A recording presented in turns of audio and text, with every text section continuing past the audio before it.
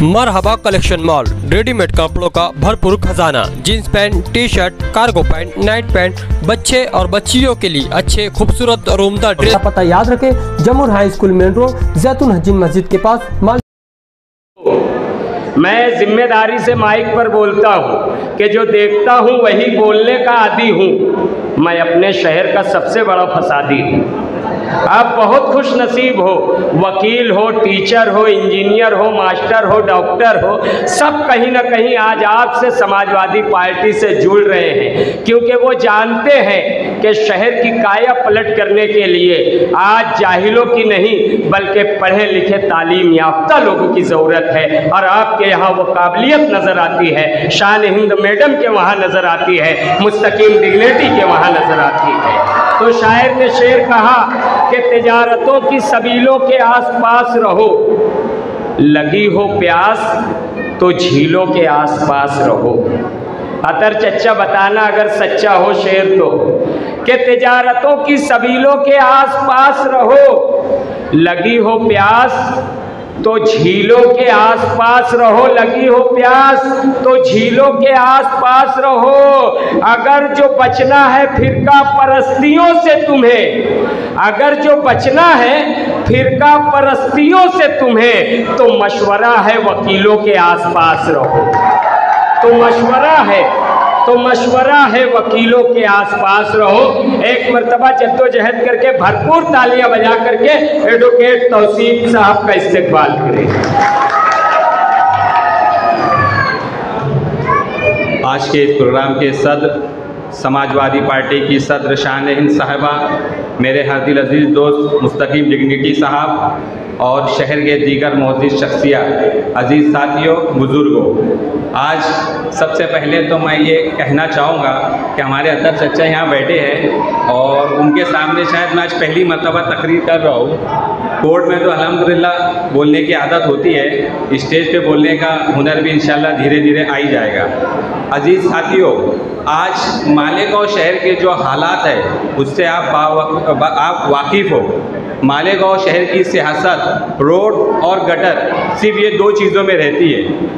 आप देखें, जब भी इलेक्शन आता है हर शहर के जो लीडर होते हैं वो यहाँ पर गटर का उद्घाटन कर रहे, कई जो संग बुनियाद रखी जाती है रोड की, जो रोड बने हुए रहते हैं वही रोड को दोबारा बना लिया जाता है। शहर में जब भी फ़िरका परस्ती की बात होती है, मुखालिफ के जो लोग हैं, जब शहर में कौम मिल्लत का मामला होता है, इस शहर में अगर सबसे पहले कोई आवाज़ बुलंद करता है तो यही शान हिंद है और यही मुस्तकीम डिग्निटी साहब है। अभी तौहीद भाई बता रहे थे, MSG कॉलेज में जब क्रिकेट का मामला हुआ, कोरोना के बाद जब मुस्लिम बच्चे क्रिकेट खेलने के लिए वहाँ गए तो वहाँ के फ़िरका परस्तों ने उन्हें क्रिकेट खेलने नहीं दिया।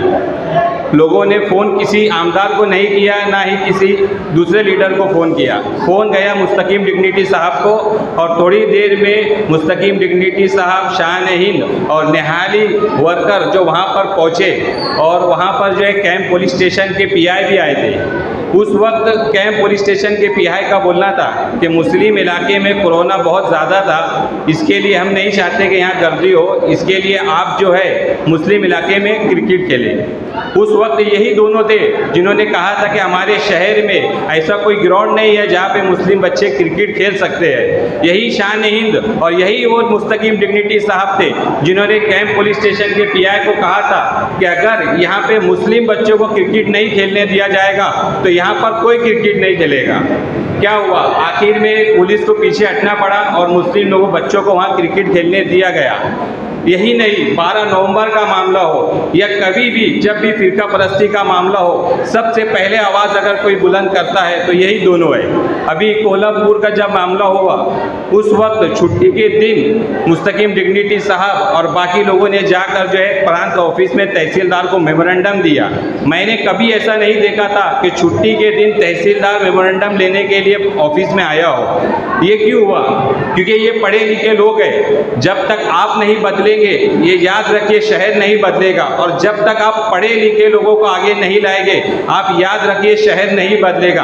अगर आप चाहते हैं कि आपका शहर बदले, आप चाहते हैं कि मालेगांव से गुंडागर्दी खत्म हो, आप चाहते हैं कि मालेगांव से नशा कम हो, तो इसके लिए आपको क़यादत बदलना होगी और पढ़े लिखे लोगों को आपको लाना होगा।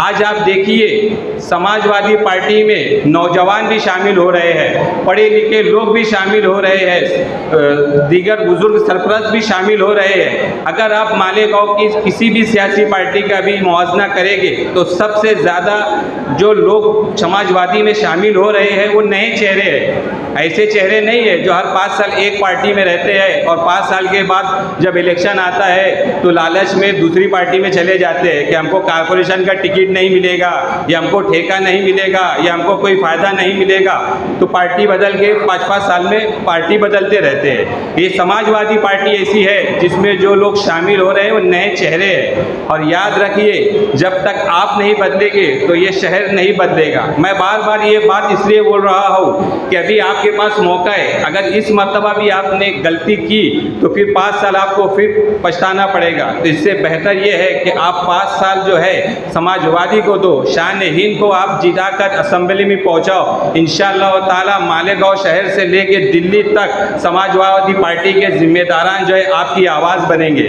लोग मुझसे पूछते हैं कि अच्छी वकालत आपकी चल रही थी, आप सियासत में क्यों आ गए?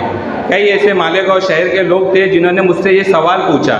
मैं उनसे यही कहा कि सियासत में आने का मेरा जो ये मामला था कि मैं सियासत में इसलिए आया हूँ कि सियासत से भी खिदमत खल्क किया जा सकता है। हमारे शहर के एक नामवर शख्सियत की मैं नाम लेना नहीं चाहता हूँ, उन्होंने मुझसे कहा कि खिदमत खल्क आपसे कोर्ट में भी होती है। जैसे उन्होंने 12 नवंबर की मिसाल दी, मैं उनसे कहा कि 12 नवंबर में अल्हम्दुलिल्लाह हमने खिदमत खल्क किया था, लेकिन हम नहीं चाहते कि ऐसा मामला हमारे शहर के नौजवानों के साथ हो, हमारे शहर के लोगों के साथ हो कि हमको खिदमत खल्क कोर्ट में करना पड़े। तो मैं नौजवानों से, बुज़ुर्गों से मैं ये दरख्वास्त करना चाहता हूँ कि आप समाजवादी पार्टी का साथ दें, समाजवादी पार्टी में आइए और एक खिदमत खल्क का एक बेहतरीन ज़रिया सियासत है, अगर आप ईमानदारी से सियासत करें। दूसरी चीज़ मैं आपको ये बात बताना चाहता हूँ कि समाजवादी पार्टी में मैं ये भी सवाल मुझसे पूछा गया कि आप समाजवादी में ही क्यों आए।